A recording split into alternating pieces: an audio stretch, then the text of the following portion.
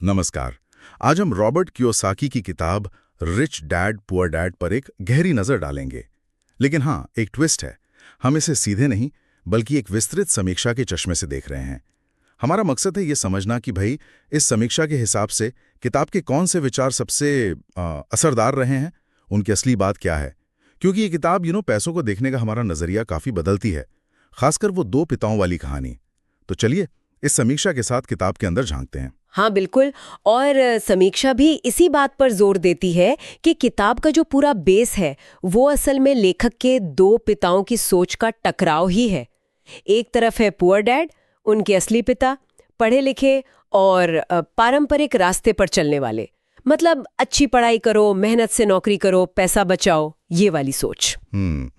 और दूसरी तरफ रिच डैड, जो उनके दोस्त के पिता थे। उनकी सोच एकदम अलग थी। उनका फलसफा था, भाई नौकरी क्यों, अपना काम खड़ा करो, संपत्ति बनाओ और सबसे जरूरी पैसे को अपने लिए काम करने दो। बिल्कुल। और यहीं से समीक्षा उस पहले बड़े आइडिया को पकड़ती है जो कियोसाकी सामने रखते हैं। संपत्ति यानी एसेट्स और दायित्व यानी लाइबिलिटीज, इसके बीच का जो बुनियादी फर्क है। रिच डैड का सिद्धांत साफ है, अमीर लोग संपत्ति जमा करते हैं, मतलब ऐसी चीजें जो उनकी जेब में पैसा डालें। हाँ, पैसा लाएं। जबकि बाकी लोग अक्सर दायित्व खरीदते हैं जो जेब से पैसा निकालते हैं। और कमाल की बात यह है कि कई बार हम उन्हें संपत्ति समझ बैठते हैं। हाँ, और समीक्षा इसी बात को हाईलाइट करती है कि कियोसाकी का सबसे बड़ा धमाका शायद ये नहीं कि संपत्ति क्या है, बल्कि ये दिखाना कि हमारा जो वो सपना होता है ना घर खरीदने का, वो भी एक वित्तीय जाल हो सकता है।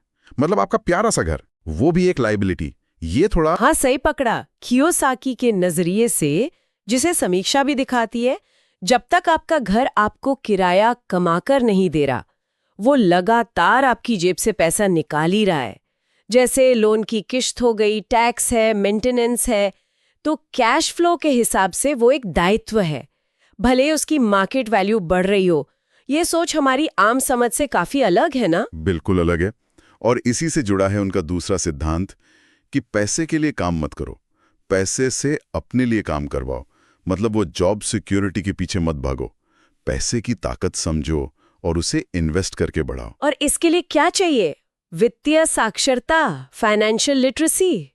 इस पर समीक्षा कहती है कि किताब बहुत जोर देती है। कियोसाकी का तर्क है कि स्कूल हमें एकेडमिक्स तो सिखाते हैं, पर पैसा कैसे काम करता है, निवेश क्या है, टैक्स के नियम क्या हैं, ये सब कहाँ सिखाते हैं? लेकिन ये कहना कि स्कूल हमें तैयार नहीं करते, क्या ये थोड़ा ज्यादा आसान नहीं हो गया? समीक्षा इस पर कुछ और कहती है, कोई परत जोड़ती है। अच्छा सवाल है। समीक्षा मानती है कि ये पॉइंट सोचने पर मजबूर करता है, लेकिन वो ये भी इशारा करती है कि देखो, असल दुनिया की जो फाइनेंशियल समझ है वो सिर्फ स्कूल से तो नहीं आती, अनुभव से आती है, आपकी खुद की रुचि से भी आती है। किताब का जोर शायद इस बात पर ज्यादा है कि हमें खुद ये जिम्मेदारी लेनी होगी कि हम ये ज्ञान हासिल करें, चाहे वो निवेश हो, स्टॉक मार्केट, रियल एस्टेट, कुछ भी हो। अच्छा, और वो एक और बात थी, पैसे से जुड़ी भावनाएं, डर और लालच, उस पर काबू पाना। हाँ बिल्कुल। पैसे खोने का डर या फिर एकदम से अमीर बनने का लालच, ये अक्सर लोगों को एक ही ढर्रे पर फंसाए रखता है ना? बिल्कुल। रिच डैड की सीख यही है कि इन भावनाओं को समझे बिना अगर आप पैसे के फैसले लेंगे तो वो खतरनाक हैं। जहां तक निवेश की बात है, तो समीक्षा बताती है कि कियोसाकी रियल एस्टेट और स्टॉक्स जैसे ऑप्शंस को संपत्ति बनाने के रास्ते की तरह सुझाते हैं। तो मतलब वित्तीय साक्षरता सिर्फ थ्योरी नहीं है, वो प्रैक्टिकल निवेश की तरफ भी ले जाती है। हाँ, ले तो जाती है, लेकिन यहीं पर समीक्षा एक कह सकते हैं कमी भी बताती है।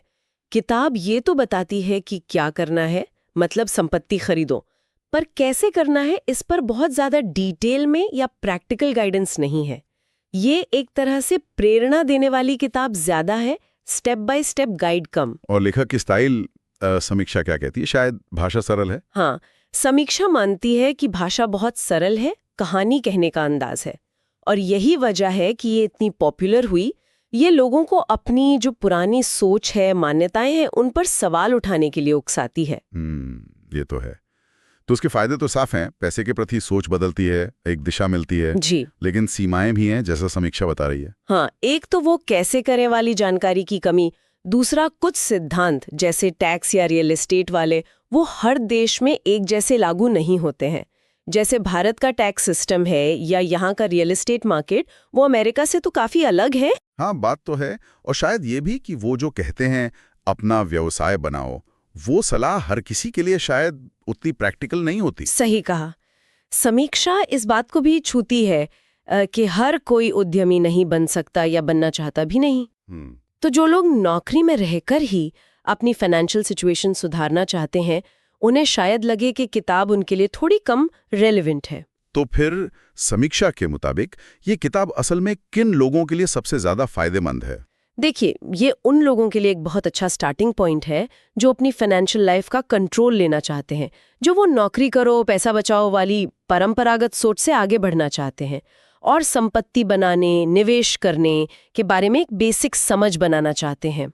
ये सोच बदलने का एक ताकतवर जरिया है, कह सकते हैं। तो कुल मिलाकर रिच डैड पुअर डैड पर ये समीक्षा हमें ये बता रही है कि ये किताब सिर्फ पैसे कमाने के टिप्स नहीं है। ये असल में पैसे को लेकर हमारी सोच, हमारी मानसिकता को बदलने का एक कॉल है।